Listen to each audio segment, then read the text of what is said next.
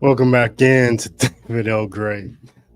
This isn't a regular show. I mean, I'll be back Monday for a regular show and Thursday, but probably all week long since the conclave was coming up. But I had to hop on today, really just have a moment with you just to talk about selective outrage. A lot of people are upset right now from all different type of religious, social, economic, political spectrums and perspectives. That everyone is like, Trump did the one thing that a lot of people just can't do. He united people around the world, from the left and the right, to all agree that what he did by posting a meme of himself, AI generated, of being the Pope, as so offensive. Everyone's so offended. How dare he make himself to be Pope? So we got to talk about that. We got to talk about selective outrage, because I think this is a lot of people really need to just chill. If you have like a sense of humor, you live longer, you have a happier life, people like you more, and you take less hypertension pills. You do. You just have less stress in your life. If you just have a sense of humor, you don't have to be outraged about every single thing. And in fact, when you have selective outrage, when you show outrage about one thing, but not about another that is truly serious, people just laugh at you. They do. They think you're a joke. So, and I understand everyone cannot have the same sense of humor, And I think one point in my life, I really didn't have much of a sense of humor. But one thing happened in my life. The woman who I eventually married came home one day, and I knew she was pregnant. And she came home one day and she wasn't pregnant anymore. For the obvious surgical reasons. And I did my best to take her life. I did. I did my best to take her life because I was angry. That was the most angriest I have been in my entire life, as a lot of men would be. Someone just arbitrarily decides that your child should live. And I try to take her out. And the only thing that saved me, the only reason why I'm not in prison today over that, or I wasn't given the death penalty, is because my grandmother called. And remember back then, this is back in the early 90s, you call and you get an answer machine and you can hear the person speaking on the answer machine. My grandmother had called and she said, "Hey baby, I was just checking on you. Just calling to see how you're doing." Grandmothers and mothers, they just had an intuition. I think she probably knew something was going on with me. And that's the only reason. Right. But ever since then, ever since I felt that pinnacle of anger, everything to me has been kind of funny, because what are we talking about? Your Big Mac isn't cooked right. Why beat up the person at the drive-through window for that? I mean, what is that compared to somebody smoking, killing your child, right?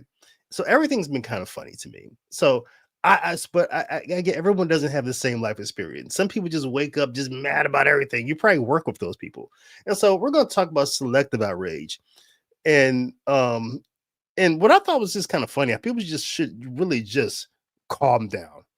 Because I thought it was hilarious. This is David O'Gray.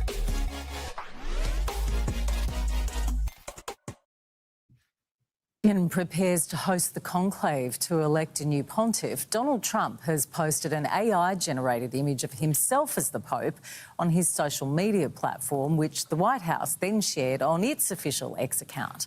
Catholics around the world say it's deeply insulting and makes a mockery of their faith. In white papal robes, seated in an ornate chair, Donald Trump posted this fake image, AI generated. It was then shared on the official White House account. Earlier this week, the US president joked he'd like to be the next Pope. I'd like to be Pope. That would be my number one choice.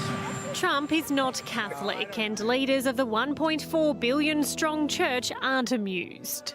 The former Italian PM responded by saying vergogna, which means shame. This is an image that offends believers, insults institutions. The leader of the global right enjoys being a clown. And from New York's Catholic bishops, there is nothing clever or funny about this image. We just buried our beloved Pope Francis. Do not mock us. The Vatican is preparing to host the conclave from May 7. Finishing touches are being made to the Sistine chapel where the assembly will convene, and the chimney has been installed. It will signal through smoke whether a new pontiff has been elected. As 9 days of mourning comes to a close, cardinals have begun to meet privately. How to make the church relevant in today's time, how to reach out to young people. Most keeping the secret discussions exactly that. Sarah Naven for 10 News First. Yeah, I don't know who gets mad at fiction. I really don't. Like, who gets mad the way a book ends. I mean, sure, there's a little bit emotion there, right? A little bit emotion, but you can't really be that mad at fiction. It's not even real, right? So I really don't get the outrage. Anyone who gets upset at fiction, I just think needs just some sort of just reality wake up check, right? Um, I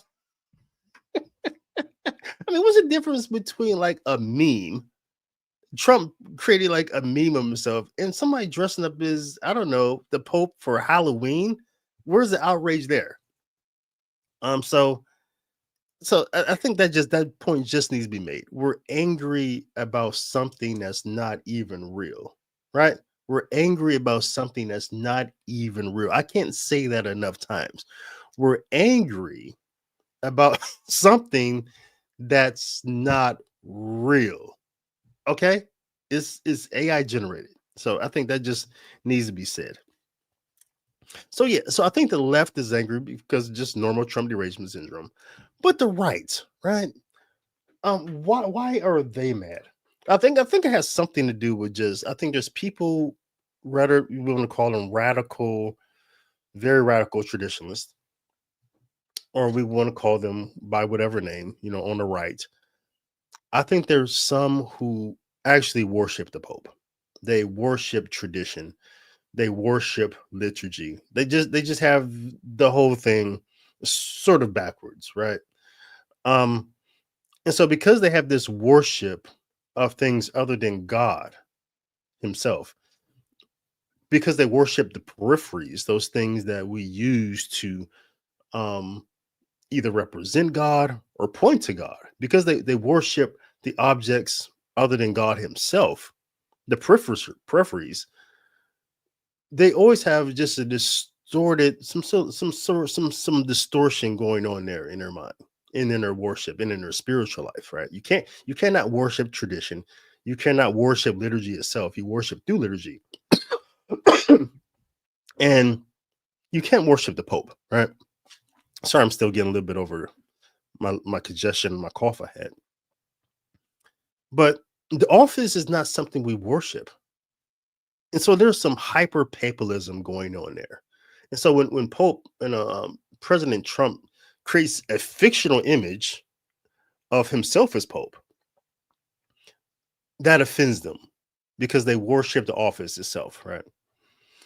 And it's interesting though, is that the people who you have Protestants who are always accusing Catholics of worshiping the Pope. I think here they're vindicated, they're justified. Oh, I told you they worship the Pope. They're angry about a meme. They're angry about President Trump dressing up as the Pope. Therefore, we're right about Catholics do worship the Pope. So, and so it's kind of embarrassing, right? That we're just that those critics of our faith are justified because we're angry about a meme. Only people who worship the Pope would be angry about a meme. Okay. So I think there's that there. So the left, I think, is just regular, good old fashioned Trump derangement syndrome. And from the right is just people who worship the Pope. Let's take a look at some comments though on some platforms just to see what now Bishop Pap Rocky. I think he is kind of, I don't know, I think he's more center right. I met him one time. I don't really know much about him. But he says on his X account, he says, the Bible tells us, make no mistake, God is not mocked. The Pope is the vicar of Christ. By publishing a picture of himself masquerading as Pope, and I don't think it's masquerading at all. He's not pretending he is the Pope at all. No more than on my sitcom, I'm pretending to be a Catholic priest. Father, hell no. No, it's not that at all. He says President Trump mocks God because he's saying he's masquerading as Pope. Therefore, he mocks God, the Catholic Church, and the papacy. Well, there's like some theological errors here, right? Because the Pope is the vicar of Christ. He's not Christ himself. So even if he was pretending to be the Pope, it's not mocking God because the Pope is not God. Right? So there's a theological issue there. And then I don't know who doesn't pay for the $11 just so we don't still have to do part 1 and part 2. I mean, just listen, just pay the $11 so next, if you're gonna like post stuff, so you can like post the whole thing. Why are we still posting part 1 and part 2? Like, we don't have to do that anymore. But anyway, this annoys me. Part 1, part 2. All right, so this is deeply offensive to Catholics, especially during this sacred time that we are mourning the death of Pope Francis. Okay, I think there are people who are mourning Pope Francis. And one of the Beatitudes of Jesus is, blessed are those who mourn. Okay. Not all of us are mourning. Not all of us are mourning, right? So don't speak for all Catholics here. Some of us are like, oh, okay, Pope Francis had his judgment day. And right now he's either in hell or purgatory. That's it. All right, and we pray for his soul if he's in purgatory. And we don't know, so we just pray for his soul. There's no mourning. There's just hoping that it all works out for him. So, but I guess maybe some people are mourning, and blessed are those who mourn. Right? And praying for the guidance of the Holy Spirit for the election of the new Pope. So he says, he owes an apology. Apologize for what? Fiction? Apologize for fiction? Apologize for something that's not real? I don't understand what he should apologize for. This is Pope. I mean, Trump, he has a sense of humor, right? Let's take a look at some of the comments, right? This person says, I think that Trump says ridiculous things, but look at his action. He ordered flags, a half mast for Pope Francis. Appoints, and he didn't have to do that. He didn't have to say we're going to fly our flags half staff. He didn't have to do that for federal institutions. He appoints Catholics to high positions, including his vice president. The man tells jokes. I don't think it's out of hate, chuckle, anything. And of course, there's the whataboutisms. Of course, say ask Biden to apologize for mocking Jesus Easter, and that's really the selective outrage.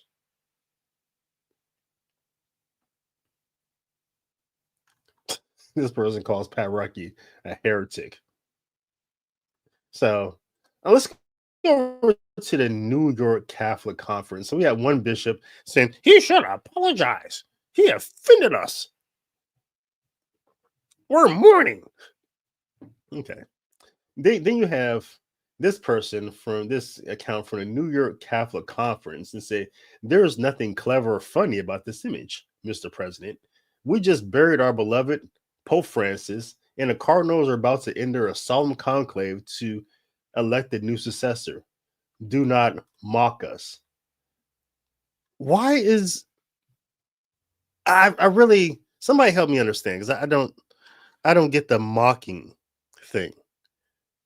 To mock means that you're to make fun of, and he's not making fun of anything. Earlier in a week, he said, hey, I'd like to be Pope. He creates a meme with himself as Pope. There's no history of him not taking the Catholic faith serious. There's no history here, like with Joe Biden or Kamala Harris, of him spitting on the Catholic Church, attacking it. So there's no history of him ever showing disparaging the Catholic faith in any way. So you can't just isolate things, do some sort of eisegesis here, and just isolate his actions outside of the body of his entire life concerning the way he's treated his deference to the Catholic faith. Okay? So again, it's really selective, and it's really and it's very narrow. It's really, like, I would say, myopic, right? You're looking at things myopically without looking at the whole picture.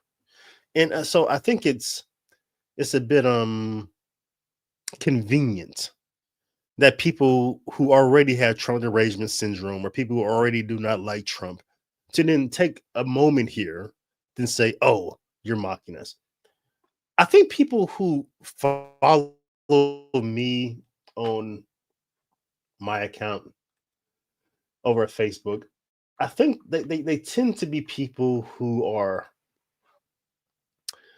I think, tend to have a sense of humor. Otherwise, why would you even follow me? Right, I'm not a serious person for the reasons I just said. I don't take a lot of things seriously. I just don't. Life's too short. And um, there's so many things we could truly be angry about that we can get angry at the small things. There's no reason why to walk around with a scowl on your face. People asking, "Are you okay?" Yeah. Life's just better when you smile more, right? It just is. So, and I think people who follow me tend to be people like that. We're people who tend to have a sense of humor. And so I'm surprised when people come to my Facebook page and they say just like weird things, right? So this person, Matt, says, and then David finally lost his audience for what? Saying for 20 years, Joe Biden spits on his Catholic faith. A few months ago, half the country voted for a woman who openly attacks the Catholic faith. Then a president who has done neither of those things posts a funny meme of himself as Pope.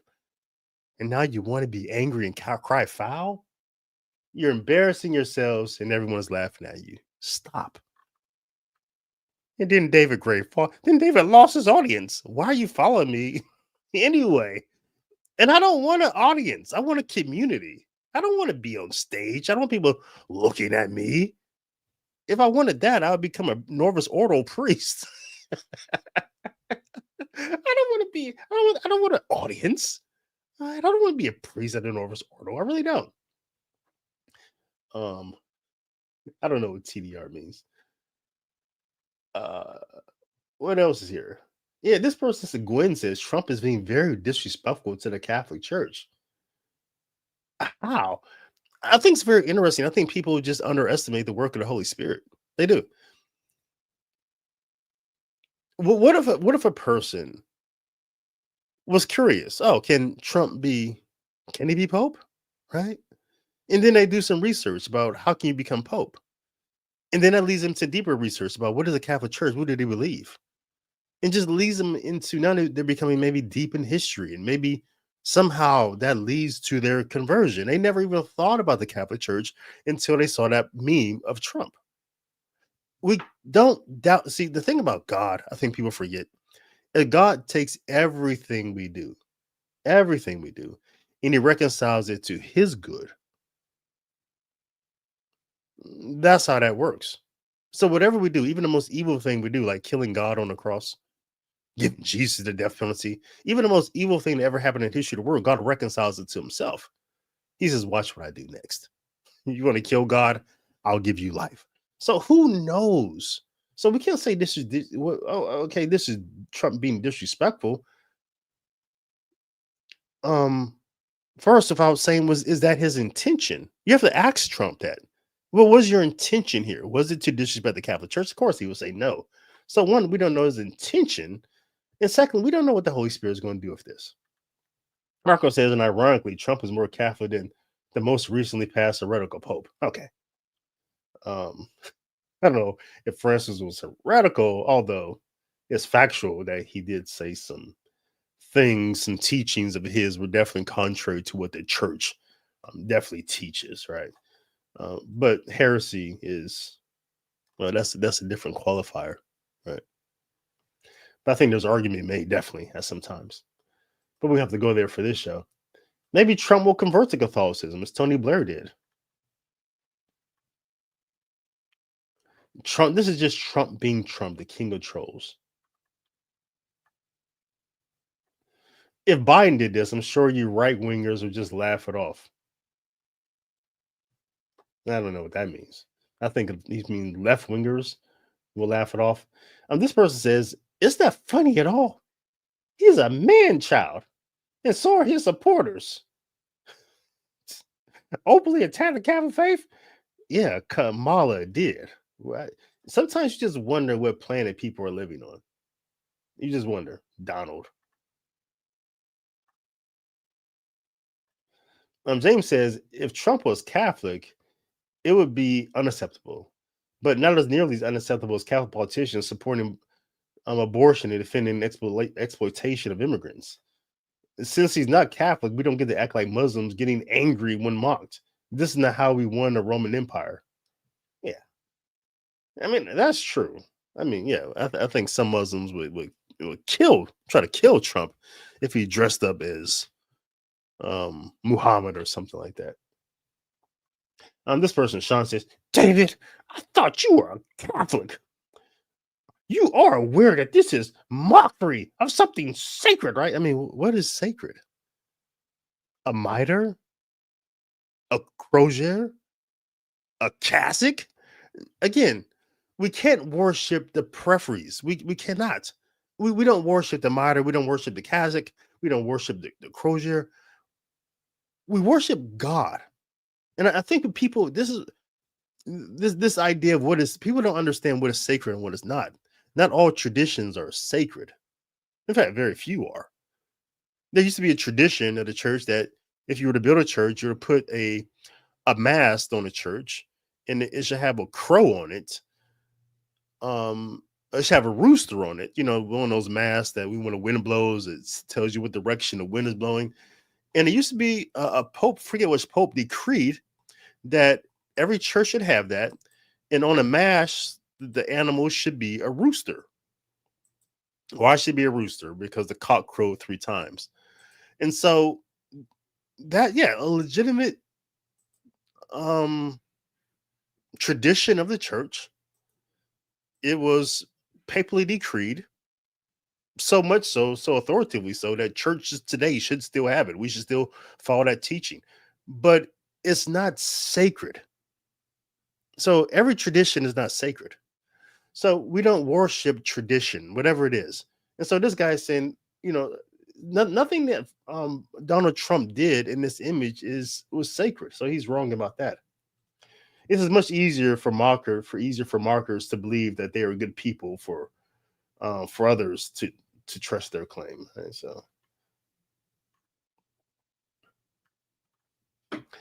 So yeah. So that's where we're at, man. That's where we're at on Sunday. That's where we're at this weekend.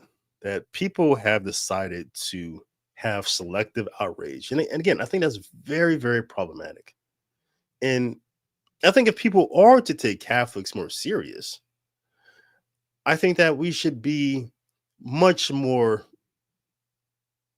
selective with our selective outrage. I think we do. I think we should.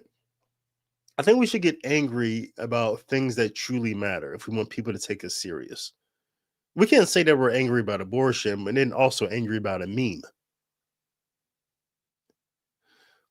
At least when, Muslims kill people over, mockery, at least people know Muslims are serious. People actually know what not to do. And if we were truly serious, I'm not saying go kill people, but people truly know we are dead serious about protecting life at every stage of human development, from the womb to the tomb. People say, at least they would know that about us. They would, oh, well, those Catholics are really serious about life.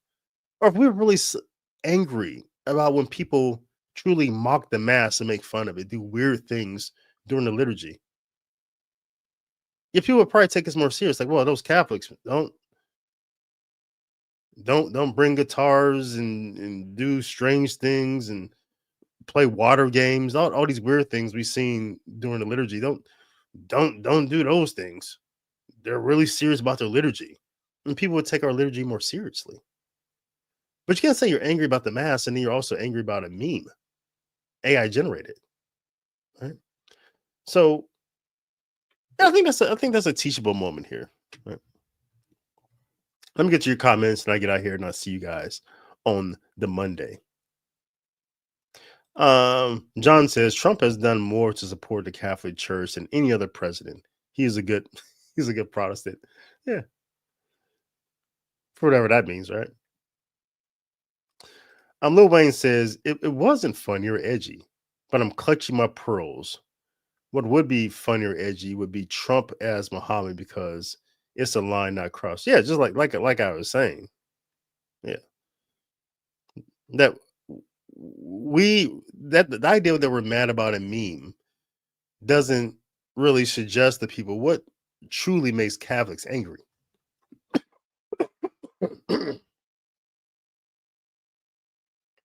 So and